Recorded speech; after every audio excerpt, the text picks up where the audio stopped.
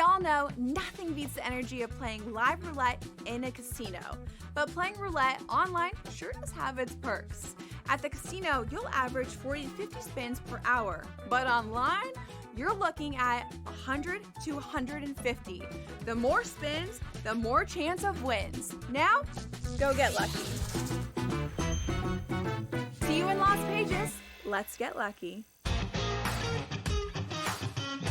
There's a little bit of a kerfluffle earlier today when there's an exception taken to a punt that wasn't given, and just the reactions were pretty unilateral from both sides of like, hey, that's not behavior that we're going to tolerate at this type of competition. Can you talk to me about kerfluffle again? Can you run that word back? I've never heard that word before. The Smiley Show, only on SportsGrid. Who wants to go to Chicago in February for a Super Bowl? Hey, the NFL can host outdoor parties on Lake Michigan. Stop the madness at this point. But now I take a look at the Denver Broncos. Always fun in the Mile High City. Why? Because what a home field advantage. It's at elevation. It's going to be cold. It might snow, and Denver's going to have that advantage. You know what Denver goes? We're going to build a world-class facility that's going to be a dome. The Early Line, only on SportsGrid. It's the most beautiful time of the year. No, not because of foliage or pumpkin spice lattes. It's because of football. SportsGrid has you covered all season long, covering every snap, every score, and every line move. Prepare, watch, win. Weekends are for winners. Only on SportsGrid.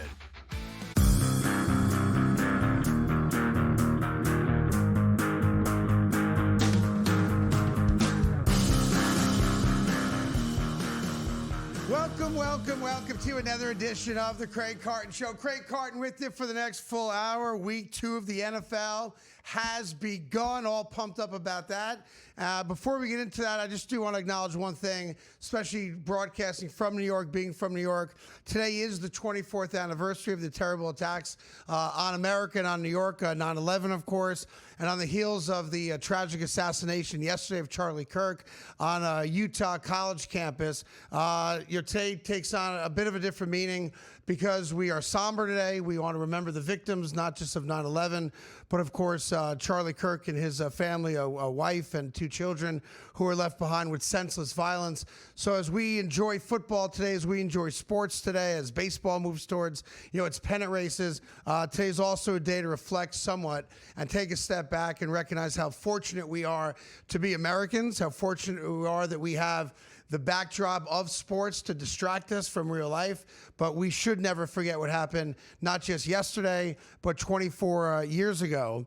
And it's interesting how sports has a connection even to 9/11, because on September 11th, 2001, I was doing a radio show on WNEW in New York City with Sid Rosenberg, who's on WABC Radio today in New York City and a dear friend.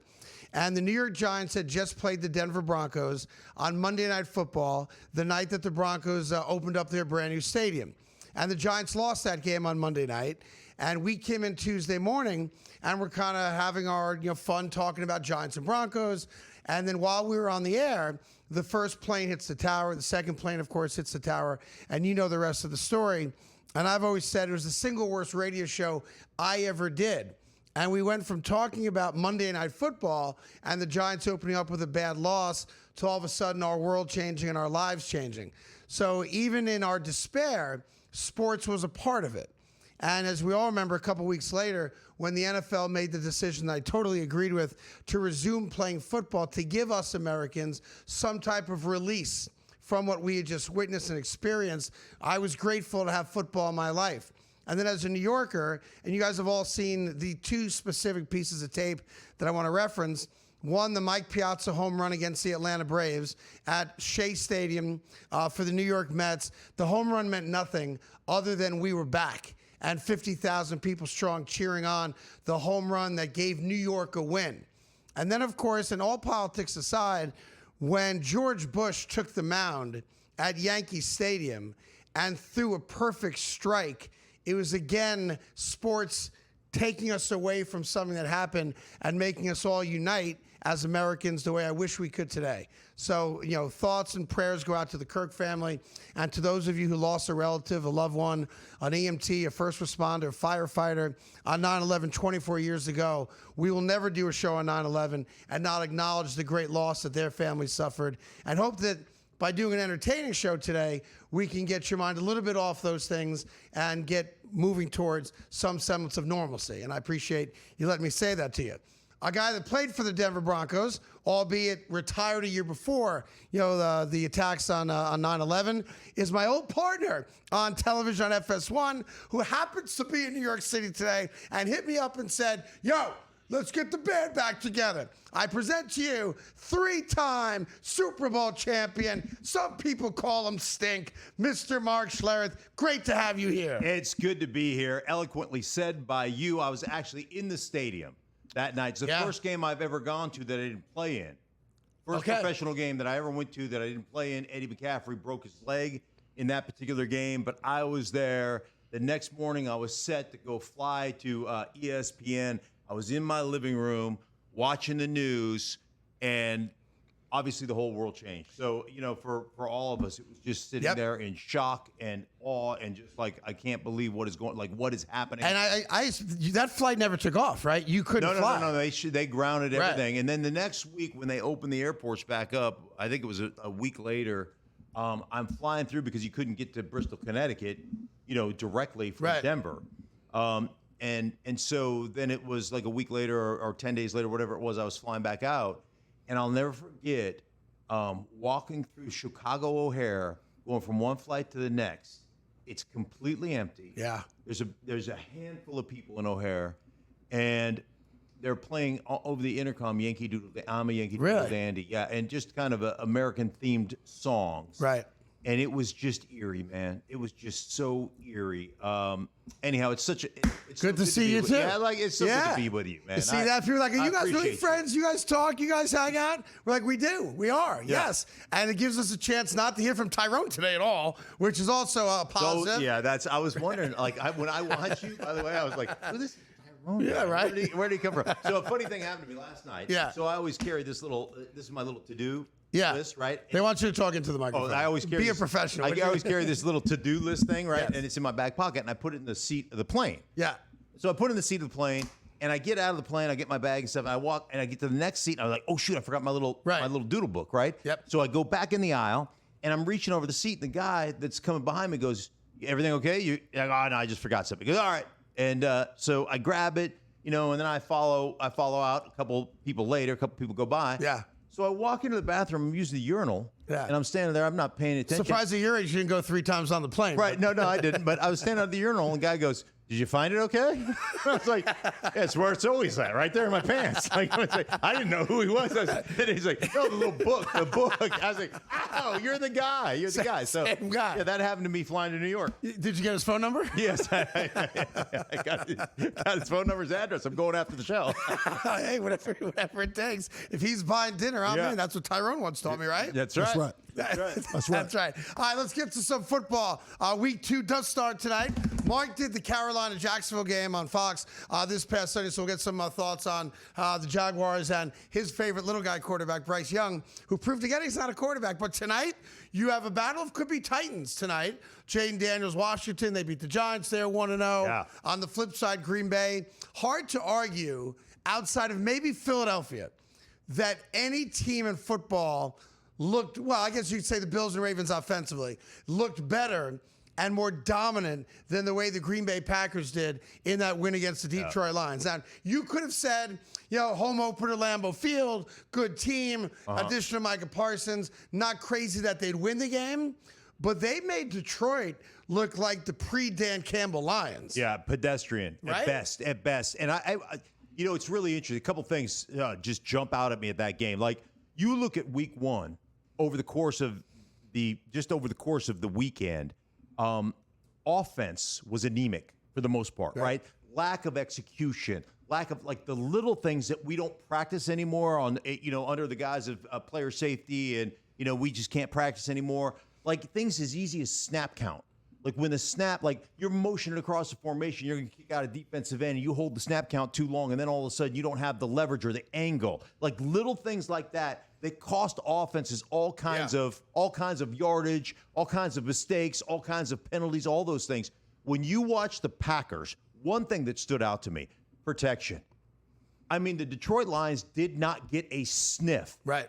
Jordan Love stood back there with that young receiving core and picked them apart. And it makes it easy to be quarterback if you got 5 seconds to throw the ball. Yeah, if you're just standing there, you're patting the ball, and you're like, hey, man, that thing ain't a baby. It's not going to burp. Right. But you could stand there all night and pat that thing. I did think this, though. I think, and they told me I got a minute before the break, all good. The Micah effect in that game. Now, it's going to be big. I'm not saying it won't be. He played a single snap in the first quarter, and the sack he got was in garbage time up 30.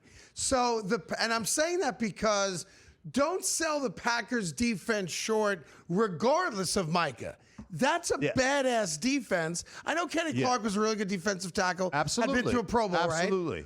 Micah makes it better, but that defense dominated regardless of Micah. Jeff Hafley, their defensive coordinator, does a great job with them. Whatever Micah Parsons, whatever the mixture is, like the pineapple juice that guy's taking, I want some because he was all over the place, splitting double teams, doing that. It was a rotational aspect to it. But I would love to see them actually make him an off-the-ball linebacker at times too. Because then it's much tougher to designate where's the guy at, how are we going to block him, all those things, instead of just line up in one position. But that dude was on fire. He had a rocket up his ass. It was great to watch. We got Washington, Green Bay tonight. What's the spread in that game, Tyrone? Who's favored? 3.5. Packers Green Bay's minus favored 3.5. by 3.5. We'll get into that with a pick later on. We got some NBA stuff coming your way. And we've got a Caleb Williams argument you're not prepared for coming up in just a little bit on the Craig Carton Show.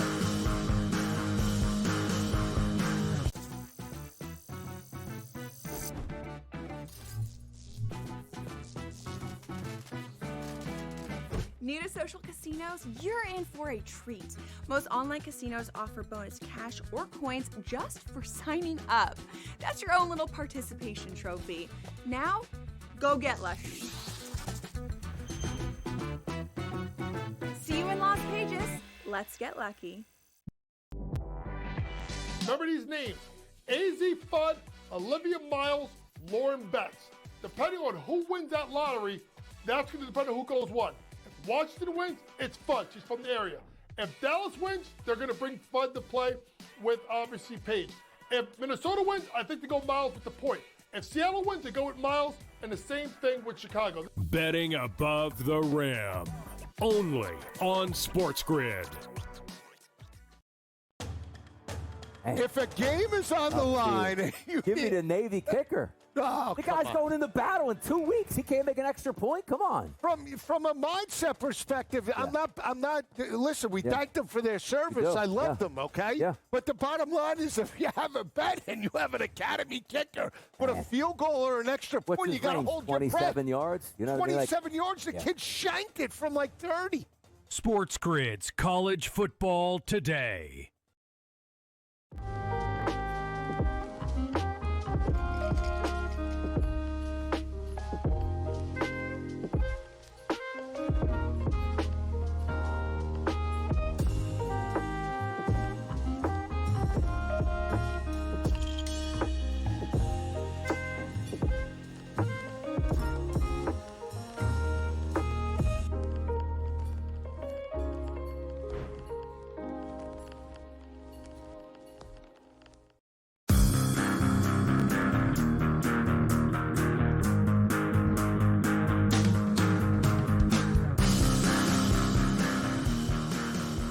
All right, welcome back to the Craig Carton Show. Mark Schlereth is here. Nickname is Stink, 3-time Super Bowl champion. But he's also a big basketball fan, die-hard Denver Nuggets fan. Yeah. He sits on the wood, man. That's right, That's where baby. he sits. That's right. The former Coach Malone, like this, peas and carrots. So I got to bring up a basketball thing, and Tyrone, jump in on this as well. Because I was so pissed yesterday by two things the NBA announced, right? Bothers me to my core. We have to get into it. Adam Silver, who, as you know, I'm good friends with, have a great relationship with, love him, all good. But the first thing that happened yesterday, which if you're a diehard NBA fan, as you've become with the Nuggets and their success, Adam Silver came out and was asked yesterday about the cost for regular fans, blue-collar people, to watch NBA games, considering so many games are now on streaming services or different networks, and you have to pay money to see the games. So we went from a time where you could watch all 82 of your team's games, where you might only get 50 games without taking money out of your pocket over regular TV. Adam Silver came out and said, in his Marie Antoinette let them eat cake moment, listen, if you can't afford to buy it, that's your problem. We're a highlights league anyway.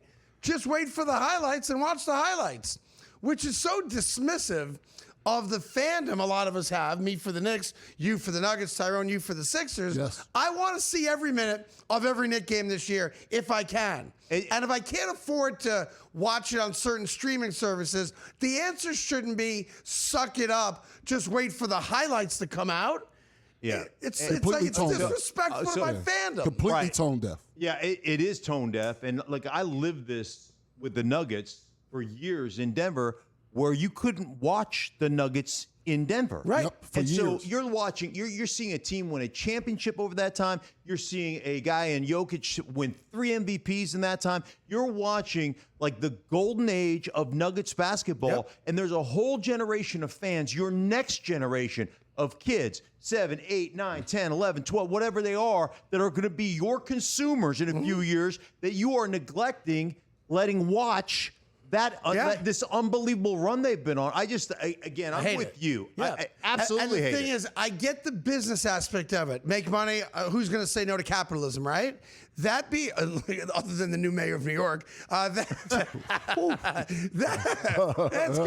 coming. That being the case, though, listen, you have to have a better answer. You need a more sensitive answer. You got to come out as commission and go, I totally respect where fans are coming from. Unfortunately, this is the business we're involved with. This is the only way to monetize things so we can pay the players. Yeah. Blah, blah, blah, blah, blah. Don't come out and go, hey, if you can't afford it, wait for the highlights. The worst, and then to tell everyone we're just a highlight league anyway. It's dismissive of the fans, but it's also dismissive of your product. Right. Which is it's incredible. In other words, short-sighted. Don't coach defense. Don't coach proper basketball. Just dunk the ball and spread your legs out and put your tongue out, and we're good. Make a highlight. Right? Yeah. What he should have also mentioned was this year is the first time where this has happened. Basketball, the NBA was the last sport to require streaming. Football's doing it with the Peacock games. Baseball's had the Apple and the Peacock games. Right. NHL, the package was streaming. You had to do it. Nobody cares about hockey. I'm just naming the main four. This year is the first time where to be an NBA fan,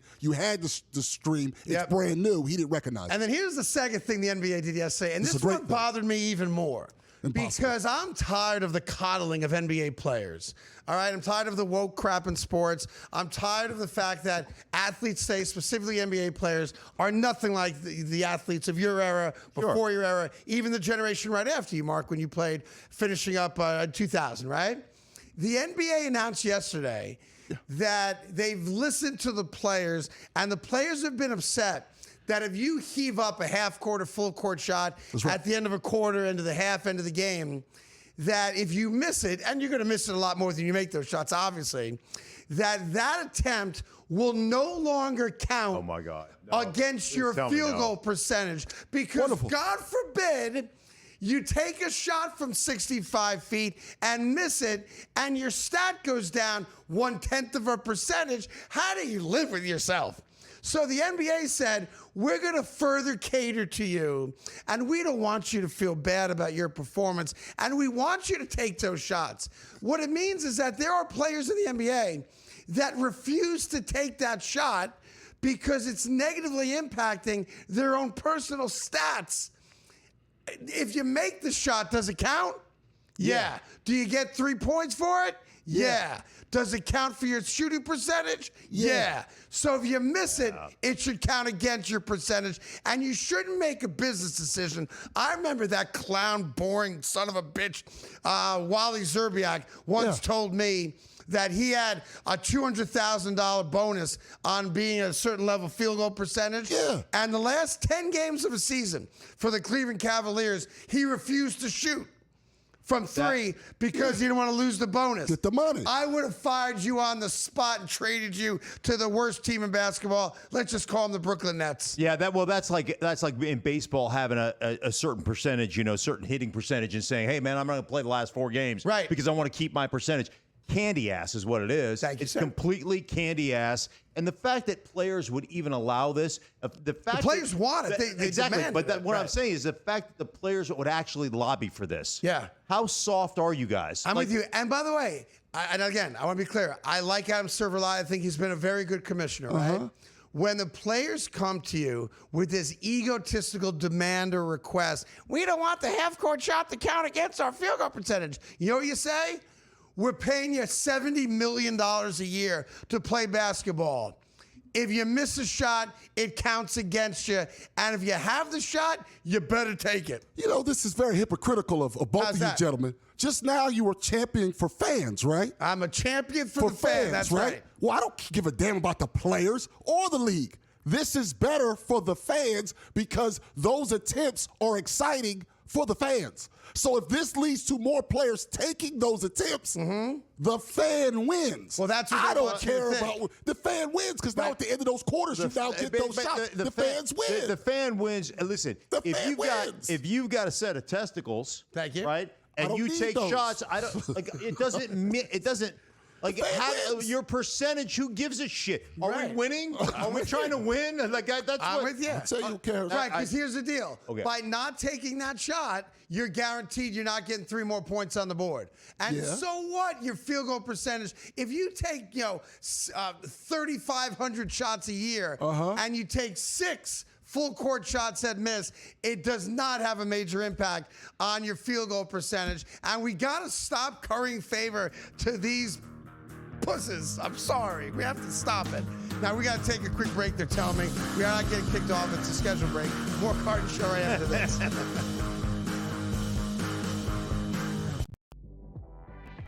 Remember these names. AZ Fudd, Olivia Miles, Lauren Betts. Depending on who wins that lottery, that's going to depend on who goes what. If Washington wins, it's Fudd. She's from the area. If Dallas wins, they're going to bring Fudd to play with, obviously, Paige. If Minnesota wins, I think they go Miles with the point. If Seattle wins, they go with Miles, and the same thing with Chicago. Betting above the rim. Only on SportsGrid. So game 1, I already made a mistake. I put my touchdown prop bets in hours ago. When you and I started talking before kickoff, I got so excited and I bet him again without even thinking that I already did it. I was like, Jalen Hurts. And then I was like, wait, I think I already did this. And I scrolled down. I was like, yeah, you already did do this. And I was like, oh, it's okay. That's okay. In-game live, only on SportsGrid. I'd give them no excuses for the mistakes that Lamar and that team made when they played Buffalo in the playoffs last year.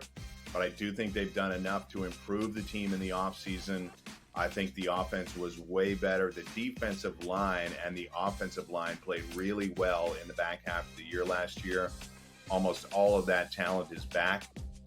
And I think the Ravens are going to be right there. Game time decisions, only on SportsGrid.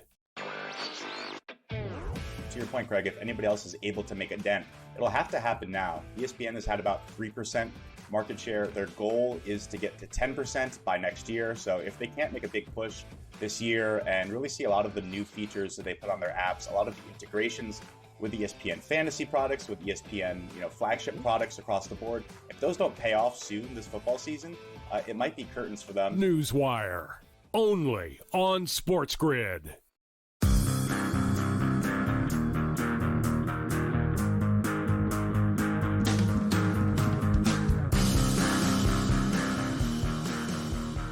Hi, welcome back to the Craig Carton Show. Mark Schlereth, 3-time Super Bowl champion, joins us. Tyrone Johnson as well. A couple quarterbacks got to talk about. Let me start off with the dealio down in Miami. Tua and the Dolphins embarrassed themselves against Indianapolis Colts in Week 1. Give Danny Jones a little credit. Yeah. Playing some top-level football.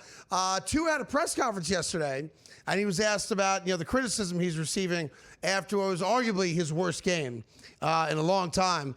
Starting quarterback for the Dolphins. That offense looked completely outmatched. Mike McDaniels looked completely unprepared for that game on the road against Indy. But Tua played the old, I don't have social media. I have no idea that people are being critical. I'm just going out there trying to play football. Are we done with the notion that Tua is actually a legitimately good quarterback in the NFL? I think. Can we move on from that? I think like when you talk about anticipatory throws and some of the things that he does well, he does some things well. Okay. All right. Under pressure, under duress, it's schizophrenic at best. It's not very good football. And I'm just going to tell you right now, like last year, he was the quickest snap to throw quarterback in the National Football League. If you can stay on that schedule, guess what? You'll be okay. Like you can cover some of those deficiencies through coaching. But if you're under duress and you've got to throw from a dirty pocket, that's not his strong suit. That is bad. And I'm just telling you, they're almost as soft. The Miami Dolphins were just about as soft as NBA players not wanting to have their half-court attempts count against their percentage. It seems like it. Dude, it was a hard watch. I mean, a hard watch. Yeah, and at some point, like I know you know Mike McDaniels because he was a Denver Bronco ball boy back in the day. And I'm not saying he's a bad guy. He's not. I'm not saying he's not one day going to be a great offensive coordinator or maybe a head coach somewhere else. But it is a poop show in Miami. Started with Chris Greer, 9 years and 8 months as the general manager of the Dolphins, 0 playoff wins, and that guy's Teflon. And now you've got a coach, he hits the vape on the sideline. He likes Biggie Smalls. He wears capri pants. Mm-hmm. He's got the shades on. Yeah. He's Mr. Miami. He's Don Johnson. That's right. But it's never equated to winning when you got to win. 2 playoff appearances. We excused the loss to the Chiefs because it was 30 below. And when they played the Bills, they didn't have Tua. They had a backup quarterback playing. But at some point, you got to win. You're in a bad division with one good team. At some point, also, finesse football, when you get out of rhythm, especially on the offensive side of the ball, running finesse football, you got to be able to line up and smash somebody in the mouth. And they can't do it. So they can't get themselves. It's hard to throw yourself back into a rhythm. They can't get themselves into a rhythm. Who would have thought that starting meetings at 24 after the hour last year wouldn't have solved their playoff problems? Who would have thought that? I mean, come on. That's right. When you start doing that's hokey. That's a joke. Ping pong tables in. Yeah, ping pong tables out. What are we going to do? Tables in. Pop a shot will clear it. Yeah. Pop a shot never fails. No, it never fails. When you put Pop a shot in the locker room, everybody's happy. Everybody's happy. I remember back in the day when I traveled with and covered the Eagles in the mid-'90s, one of the big things, Eagles were notoriously cheap. Norman Brayman was the owner Jeff Lurie. Guys had to literally buy a pair of extra socks. Like, they charged you for everything. Right. But a couple guys brought in, like, Nintendo back in the day. And it was a big thing amongst the guys to play, like, early days of Madden football and all that stuff, right? Or Tecmo Bowl. Yeah. And then it became a thing that caused strife in the locker room. So the Eagles back in the mid-'90s went from, we have video games in the locker room, we can't have video games in the locker room. And I remember Ray Rhodes, at the coach in 95, took a bunch of the video games, no joke, the story's never been told before, put them in the middle of the locker room, all right, and took a leak on them. And said, there'll be no more video games. That's a true story. In this locker room. And guys were like, oh, good, coach, but who's cleaning it up? I'm not cleaning that up, Not the coach. No. Not the coach. And do I have time for a quickie, yeah? All right, great. San Fran, I got a minute, great. Yeah. San Fran, it's, I guess, official now. Brock Purdy, he hurt the non-throwing shoulder. Didn't have a great game. I know he threw for 270, but was not great, but good enough to get the win on the road against Seattle. But now he's got turf toe? Yeah, which is, again... What even is turf toe? Oh, turf toe is a swollen up toe joint. Got it. And there's so much... Hard to walk on that? Yeah, it's like, it's just really hard for anybody who... That's a really tough injury. 2 to 5 weeks. They are like, is that the most snake bit franchise? There's something that's got to go on because they're always hurt. Yeah. Old. Kittle's out for now, 4 or 5 weeks. Kittle's out on IR. He's out for a month. What were you blabbing over there? They're old. It's an old franchise. And older players get hurt. McCaffrey was He's great. Not hurt. He's not old. But overall, the 49ers have a lot of older players. McCaffrey was awesome. McCaffrey, 31 touches. He was great. But so Brock Purdy, as you get ready for this week's game, and the spreads changed dramatically because of it. They play the Saints. They're going to beat the Saints by 90 anyway. On the road. Because the Saints stink. But no one's excited for the Matt Jones, Spencer Rattler matchup. Rattler. Surprised you're not doing that. Yeah. You know what? I'm surprised. I'm surprised as well. That had Schlereth. You know what? They didn't even give me a game this week, and they're like, well, Saints, San Fran. No, not quite. Coming up, why Caleb Williams shouldn't play this week.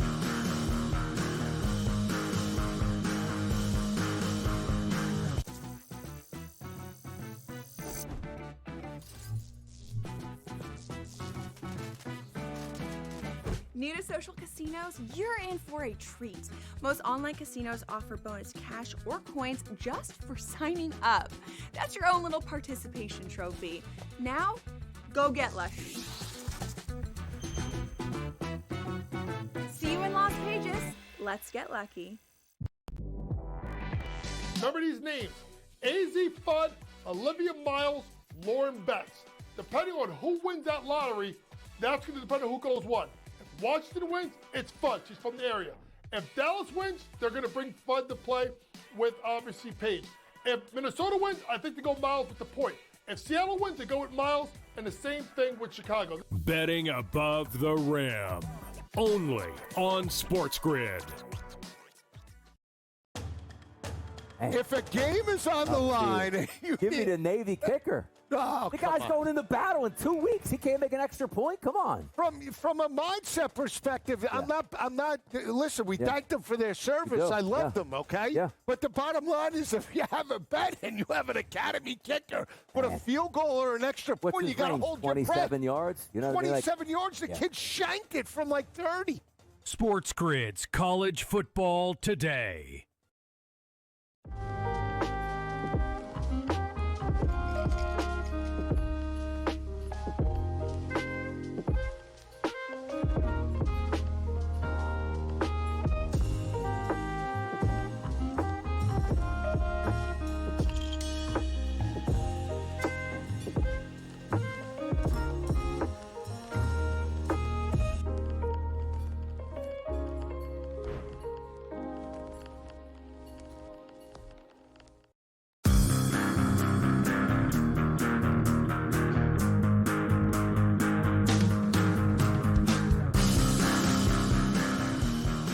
All right, welcome back to the Craig Carton Show. Mark Schlereth, stink from the Denver Broncos, Washington Redskins at the time. Three-time Super Bowl champ was in town, asked to stop on by. Yes, you can. Happy to have you here.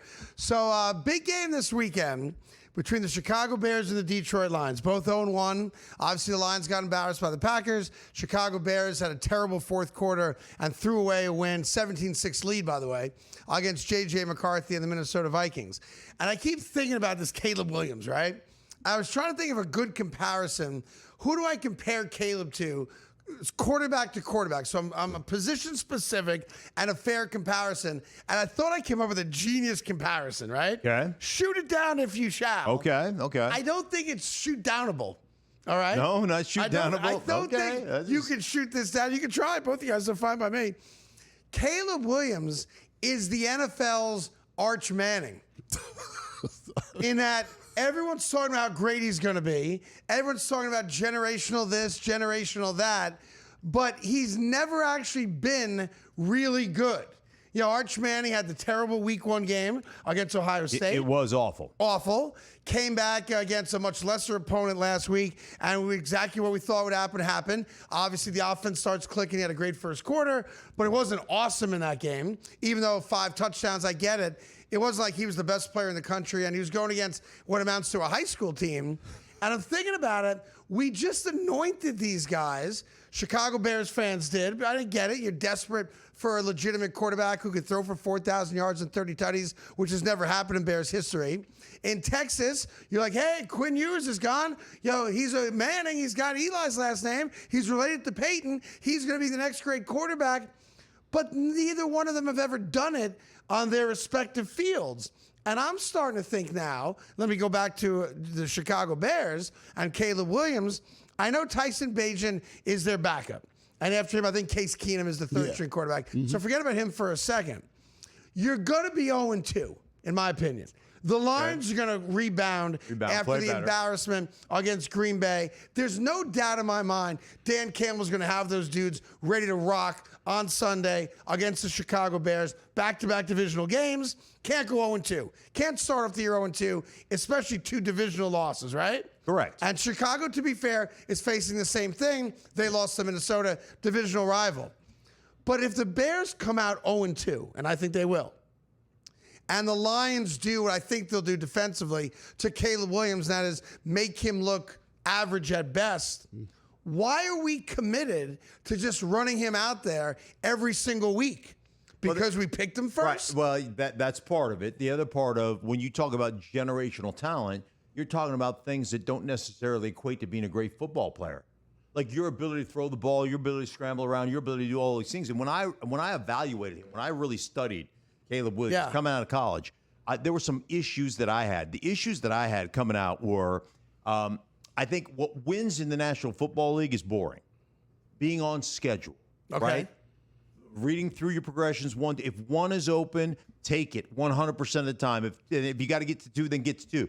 Like the thing that drove me crazy about Caleb Williams is he created everything off schedule. Well, when you play at USC or you play at Ohio State or you play at Alabama, or you play at one of these schools that you're always going to out-talent the guys you're facing, easy to do. You can play off schedule. You can scramble around. You can make a big throw, and then we get excited as evaluators like, did you see that throw? That was amazing. None of it's on time. None of it's on schedule. And in the NFL, if you're not on time, you're done. Right. As an offense, you are done. And so this is the biggest issue that Ben Johnson has is, can I get this guy who's never actually played that way to actually play on schedule? The first 15, he rolled right down the field. And that was the thing. The scripted plays were great. Right. And then after that, it was awful. Well, he started off 10 for 10. 10 for 10. The scripted plays were great. They scored a touchdown right away. The defense, came and pumped up off of that. They were great. Early on. They've got the 10-6 lead at halftime. They get a touchdown. You're up 17-6. And then it was like 2 things happened. A, the offense just shut down. Caleb forgot how to play football, it seemed. And on the flip side of that, J.J. McCarthy, who is a huge question mark coming into the game, he looked like in the first half and into the third quarter, like he didn't know how to play football. And then in the fourth quarter, after the missed field goal, all of a sudden, pop, pop, pop, the naked bootleg for the touchdown. J.J. McCarthy was the NFC Offensive Player of the Week. Yeah. And I know that's a silly award. For playing a quarter. Right. And I don't celebrate that. It's like, hey, here's a bottle of Yoo-Hoo, kid. Nice job in your youth soccer game today. He basically had a good quarter, and he was the Offensive Player of the Week. But if I'm the Bears, I'm a Bears fan, I got a real problem on my hands. Oh, there is no question. But go back to J.J. McCarthy, though. I will say this. Man, it is really hard to play that poorly and to be able to shake that off and go out and do what they did in the fourth quarter. Now, some of that, Jordan Mason, the running back, really started racking off some runs, set up some play action. But to have that poor of a performance for 3 quarters, and then all of a sudden the fourth quarter, you're just like, how do you explain it? Is it nerves early on, and then somehow I think some of it's nerves, some of it is just like, hey man, I'm struggling with these looks. Kevin O'Connell says, okay, let's get out of this, let's get into this, let's find something that you can have some success with early. So stop there for a second. Yeah. Everyone talked about Ben Johnson, and yes, the first 15 plays look great. I give him a lot of credit for that, right? Ben Johnson got out coached. Sure. Kevin O'Connell's a damn good head coach in the NFL, has been since he got to Minnesota. And Florida. He put out a clinic in that fourth quarter of how to help out a rookie quarterback. Without question. And to watch him overcome all the issues and mistakes, and you could see it was boiling, right? You could see like, hey man, there's frustration here. We're not performing as an offense. And then all of a sudden to have that click, to be able to open up with that running game, to be able to have some play action off that, the boot keep game, create some easy throws. They did that so well for him. He adjusted well. And Caleb got worse as the day went on. As the night went on, he just got worse and worse and worse, to the point where there were a couple throws you're like, are you sure you're right-handed? Like, well, just throw it in the left hand because it was that bad. Look, I've said I think the Chicago Bears are now the New York Jets to the NFC. I mean, that's, they can't get out of their own way. And again, it started off great. Look, the Jets started off great, didn't punt in the first half. Scored more than 30 points in a game for the first time since God knows when. But it always ends the same way. It ends with fans going, son of a gun, I don't have a quarterback. Or what is my quarterback? Or is this guy a real good head coach? Because he got out coached in that second half. It was crazy to watch it. But it's a similar thing. Like, just because, whether it's people in the media, whether it's GMs, presidents of teams, coaches, even fans to a certain extent, just because someone says words out of their mouth, right? This is the next great quarterback. Right. This is a generational talent, blah, blah, blah. Don't mean the dude's going to live up to it. Like Caleb Williams, thus far, 18 games in to his NFL career, has damn near to the number the exact same stats that Mitchell Trubisky had as the starting quarterback of the Chicago Bears. And there's not a team in football right now. Look, you can see it right there. See it up there. I mean, that it's damn near identical. Yeah. So we're talking about how Caleb Williams is a generational quarterback. He's going to lead the Chicago Bears to division titles, Super Bowl appearances. He's basically Mitchell Trubisky. I always get nervous when I start hearing people talk about generational talent. Yeah. Because what you're evaluating is athleticism. And what do I always say? I say a lot of things. I say a lot of things all the time. But one of the things I always say... He never says, check, please. Yeah. I can tell you that. Yeah, not once. 100% true. One of the things I always say is football is easy for football players. Yes. It's really hard for athletes.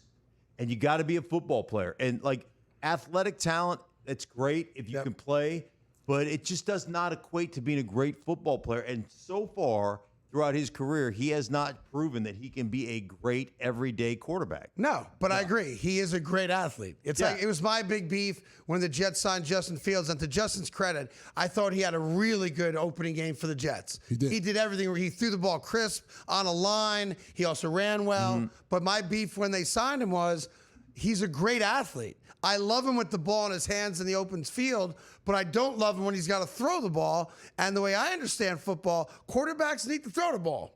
That's just my understanding.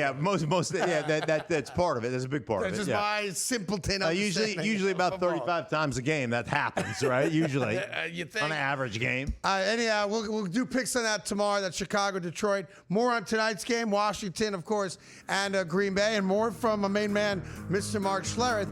Is it fair to say that Jalen Hurts is the new Joe Burrow? I'll explain right after this on the Carton Chat.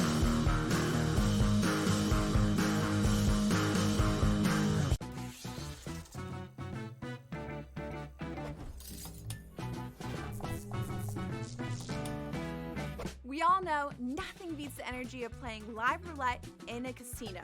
But playing roulette online sure does have its perks. At the casino, you'll average 40 to 50 spins per hour. But online, you're looking at 100 to 150. The more spins, the more chance of wins. Now, go get lucky. See you in Las Vegas. Let's get lucky. There's a little bit of a kerfluffle earlier today when there's an exception taken to a putt that wasn't given, and just the reactions were pretty unilateral from both sides of like, hey, that's not behavior that we're going to tolerate at this type of competition. Can you talk to me about kerfluffle again? Can you run that word back? I've never heard that word before. The Smiley Show, only on SportsGrid. Who wants to go to Chicago in February for a Super Bowl? Hey, the NFL can host outdoor parties on Lake Michigan. Stop the madness at this point. But now I take a look at the Denver Broncos. Always fun in the Mile High City. Why? Because what a home field advantage. It's at elevation. It's going to be cold. It might snow, and Denver's going to have that advantage. You know what Denver goes? We're going to build a world-class facility that's going to be a dome. The Early Line, only on SportsGrid. It's the most beautiful time of the year. No, not because of foliage or pumpkin spice lattes. It's because of football. SportsGrid has you covered all season long, covering every snap, every score, and every line move. Prepare, watch, win. Weekends are for winners. Only on SportsGrid.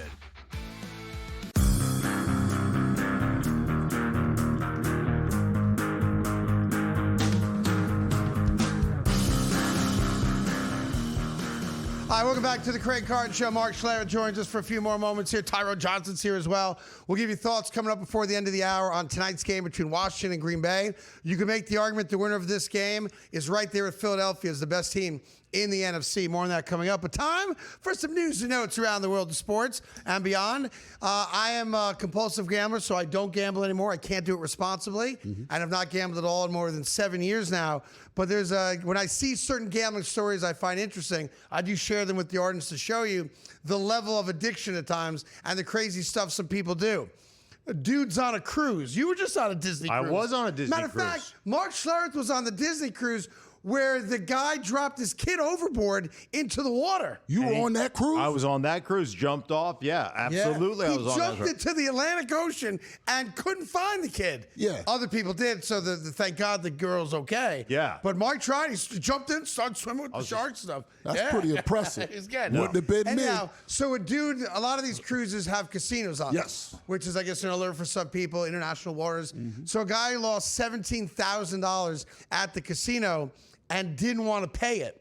So he jumped off the boat. Wait, off that boat? Yeah. Man, I'm not jumping. He was on a big-ass cruise. That's a huge... Did they find him? That's a huge I cruise. don't know how the story ends. You know, because I was on that cruise. Yeah. There's like I think it's like a 22% retrieval rate. Really? Oh, yeah. Yeah, I mean, you fall off a cruise ship, the odds are you're gone. I agree. Yeah, usually that's it. Yeah. So anyway, that just shows you the desperation sometimes of gamblers. It's real. Dude lost $17K on a vacation on a boat and said, I can't pay it. He jumped off the cruise. I don't know the end of the story. I'm going to assume it probably didn't end well. Yeah, but probably not. Probably not. Did they throw him off and lie? Did they throw him off and lie? That was the last bet he ever made. Yeah. I bet you 17 grand I can make it.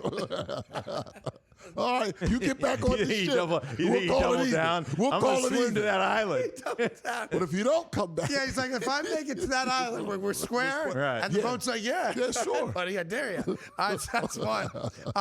Embattled shortstop for the New York Yankees is a kid. He's a good kid, and he was a Gold Glove his rookie season. His name is Anthony Volpe. I'll show you a picture of Anthony. He was at the Carlos Rodon charity event a couple days ago. The gal next to him. Very attractive woman. And by the way, you're the starting shortstop for the New York Yankees. Yeah. And he's a good-looking kid, right? You're not bad looking. You should get a good-looking woman to be on your arm because you're the starting shortstop That's right. of the New York Yankees, right? Of course. He got benched yesterday. Uh-oh. She dumped him. Yeah. Whoa. See, that's Did you really? It's a cold world. It's a cold world. He's having a tough week. It's a cold world. To be fair, he's batting like 120 in the last 3 months. But the check still clears. Huh? The check He still ain't clears. making big wood yet Not yet. because he's But only in year 3 now. And he may not. And your son played pro ball. You don't Yes. make money Takes a in the little first while. 3 years, I can tell you that. Yeah, you don't make a whole lot. I mean, you make good money. Like compared Good to regular people money. Yeah.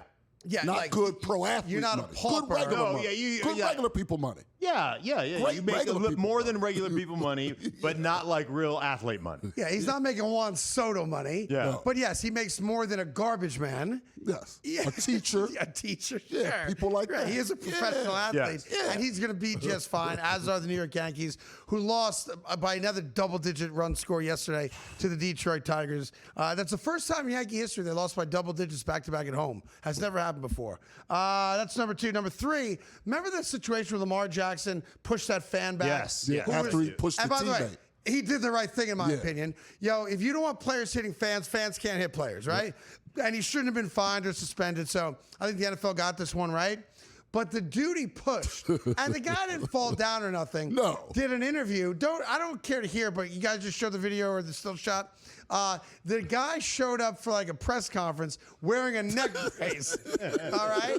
And No, I'm like, it's not because his neck hurts. He's got to hold up all that hair. That's why. That's why I'm he's got like, the neck brace. Look how pathetic he looks. I saw what Look at his Lamar face. did. The dude didn't even fall down. No. First, he hit DeAndre Hopkins. Yes. Then he hits Lamar on the helmet. He pushes him back. All good. Lamar said, look, I lost sight of where I was for the moment. I thought I was like 12 years old at home. Right. Yeah, and you don't tolerate that kind of stuff. But the guy's wearing a neck brace, apparently, because he got jumped in the parking lot. There were fans there, Bills fans, or I guess Ravens fans, that are saying, yo, you don't push my quarterback, and tune the kid up a little bit. Yeah, which, I mean, that's what you deserve. Yeah, I agree. We need some of that in this. Hey, by the way, if you reach out and touch a player, it should be game on. Right? You should be able to just smash that dude in the face. I agree. The NFL has a rule that players are not allowed to, but I'm with you. I agree. If you're just walking by minding your business, it's one thing if a guy is verbal towards you. Hey, you suck. I'd fine deal with that. The dude made physical contact with Hop's head, and then with Lamar. I think at that moment, no rules. No rules. Right. You want some? Come get some. But you just entered the play of field. Or the field of play. I agree. I said that backwards. But you know what I'm saying. So you entered into my space, and I'm allowed to do whatever it is I feel like I need to do. Agree 100%. Yeah. Let me go to NFL tweet they put out right now in the moment. Average NFL ticket prices on the secondary market. No surprise Philly's up there, but dude, $450? Yeah. Just to get into the building? $475, yeah. Yeah, and Detroit second. The thing that concerns me the most is how much are the Jets tickets? $249. Who's dropping $250 on the New York Jets on the secondary market? Now, look, the Eagles are expensive, but at least you just got a Super Bowl. Right. You're 1-0, and you're a lock, I think, to go back to the playoffs and make another deep run. Yeah. So, okay, fine. They should be the most expensive, but $250 to watch the Jets? By the way, look at the Lions. I can't all those years, the Lions were just the Lions. Yeah. And they're like second at 454. Yeah. How about that? They got good. Those fans are dying for a winner. Yeah, but $450 average just to get into the building. I wouldn't pay He's it. right. For the 0-1 Detroit Lions, it's crazy. And the final thing I have for you is Malik Neighbors, rock star wide receiver, had 12 targets, 5 catches, I think it was, for the Giants in their 6-point game loss against Washington. But he got into a Brian Dable on the sideline. That's been dismissed, all good. But people are like, man, it never looks like you're having fun. He spoke to why it looks like he's not happy on the sideline. Here's Malik Neighbors. Go ahead. I got an NBF. I got a natural face. That's just what it is. It's my face. I don't know. Like, when y'all talk to me, I look the same way every time. I don't know just how I am, but I guess I got a smile more. I know everybody was more focused on just me overall being all mad. good. I know, Mark, you couldn't hear it. Yeah. He said I suffer from a disease called NBF. Natural bitch face. And he goes, I know I got to smile more, but trust me, I had 12 targets. I was fine. He goes, I just look bitchy. It's just how I look. We're going to Washington, Green Bay. And Tyrone's got a pick on it coming up right after this.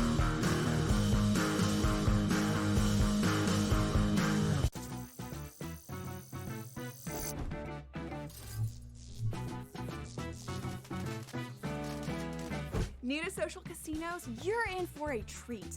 Most online casinos offer bonus cash or coins just for signing up. That's your own little participation trophy. Now, go get lucky. See you in Las Vegas. Let's get lucky. Remember these names: AZ Fudd, Olivia Miles, Lauren Betts. Depending on who wins that lottery, that's going to depend on who goes one. If Washington wins, it's Fudd. She's from the area. If Dallas wins, they're going to bring Fudd to play with, obviously, Paige. If Minnesota wins, I think they go Miles with the point. If Seattle wins, they go with Miles, and the same thing with Chicago. Betting above the rim. Only on SportsGrid. If a game is on the line, give me the Navy kicker. Oh, the guy's going into battle in 2 weeks. He can't make an extra point. Come on. From a mindset perspective, I'm not. Listen, we thank them for their service. I love them. Okay. Yeah. But the bottom line is, if you have a bet and you have an academy kicker with a field goal or an extra point, you got to hold your breath. 27 yards. 27 yards. The kid shanked it from like 30. SportsGrid's College Football Today.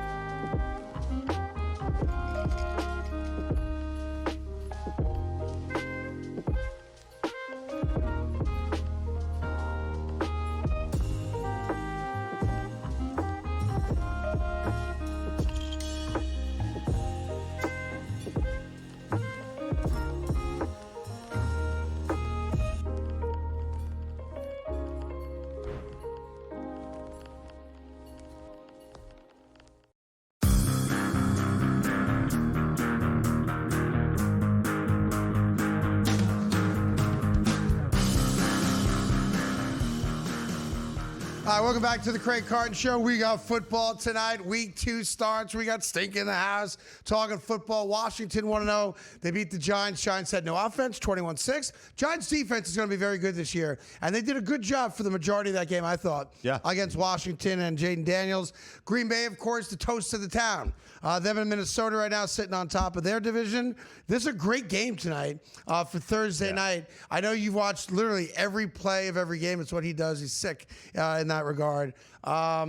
Green Bay right now with Philly. I think we agree after week 1. Green Bay looked really, really good. Both sides of the ball looked really polished. Is there, I always try to find, is there a letdown game? Is there a situation? Who do you play next week? But this is a battle of the Titans. This is, hey, Philly, we're coming for you type of game. Right. Yeah, I think one of the things is you beat a division rival and you beat them up in Detroit, right? You just absolutely destroyed them. So now all of a sudden Washington comes to town.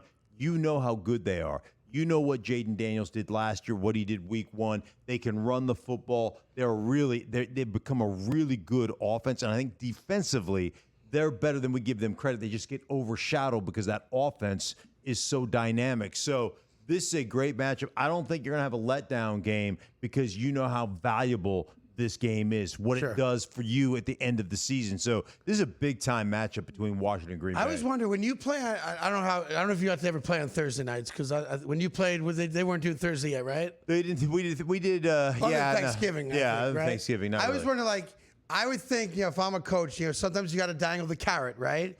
And especially with guys today, because they're also soft and sensitive. I would think the carrot is, look, fellas, you win tonight's game and do everything I'm asking you to do.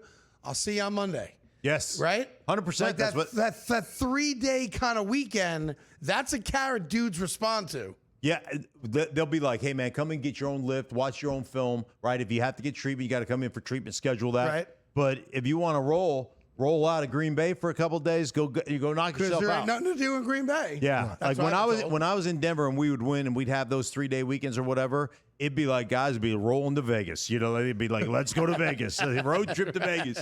Now, I was always scheduled to be in the training room, because I was Well, you have your 29th surgery. I was more of a professional rehabber. I don't think they do Bible study in Vegas. No Bible study in Vegas. So I don't think they do. Well, they may, but they could. Yeah, but it's Elvis. Right. Elvis leads the Bible study. It just doesn't feel right. Yeah. But I'm telling you what, man, that is a huge motivational deal for players. More so later in the season, but still, 3 days is 3 days. Yeah, and so for most, in my time, most of us were married, right? So it's different now. Most guys are single. Sure. So it gives them an opportunity. Hey, let's go out, hit the town, and we'll come back ready and refreshed.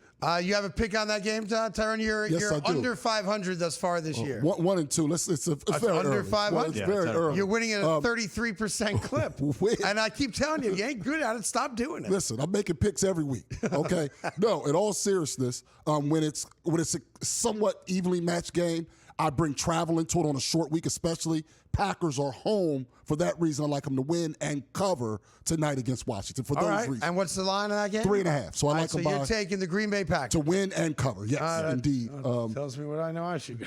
I'm telling you, man. You're going Hoppo Taco. What you're doing is nothing. Yeah, what you're doing. Tyrone's going to be jumping off the cruise. I'm not jumping off of anything. Listen, right. I'll tell you what, after I cash in tonight, maybe I'll bring in some treats for everybody. It'd be nice. I keep buying breakfast for everybody. It'd be nice if you hit the bagel store. Tyrone threw one over the outside corner. You took it to the left. By the way, Mark is going to be appearing on a podcast later today, right? Yeah. Highlight something or other. What's it called? House of Highlights. House of Highlights. Check that out when they put that out. And you can go see Mark with a good friend of mine from back in the day, Mike Evans. They do the Stinking Truth podcast 3 days a week. Yep. All football this time of year, so you may even learn something and have a good time. It's a great podcast. One quick thought while I have you here, since I got 90 seconds to go. Okay. And that is tomorrow on the show, we're going to do this more in depth, but I'm now willing to commit to this take. When the Eagles beat the Kansas City Chiefs on Sunday, and I believe that they will. From your lips to God's ears. Yes, Go ahead. And Mark and I are in the We Hate Kansas City Club. We're charter members of it. Yeah. The argument cannot be argued against. For all we talk about, Joe Burrow and Burrowhead, and Joe Burrow's the only guy that can beat Patrick Mahomes in a big spot.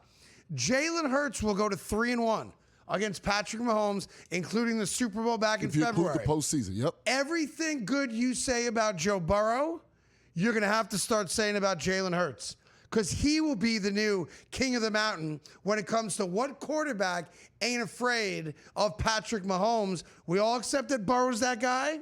Jalen Hurts will be that guy, too. I don't have any problem with that. And by the way, just as a friendly reminder, the Kansas City Chiefs are in last place in the AFC West. Yes, so I just want to let you guys know that. They are. They're in last place. Everybody else got to win. And when they go to 0-2, panic will set in. I know they got the Giants in week 3, but we will enjoy every ounce of week 2. Thanks for coming by, bud. Thank you, brother. Mark Schlereth, everybody. Tyrone Johnson. We'll see you tomorrow morning at 11 with another edition of the Craig Carton Show. Have a great day.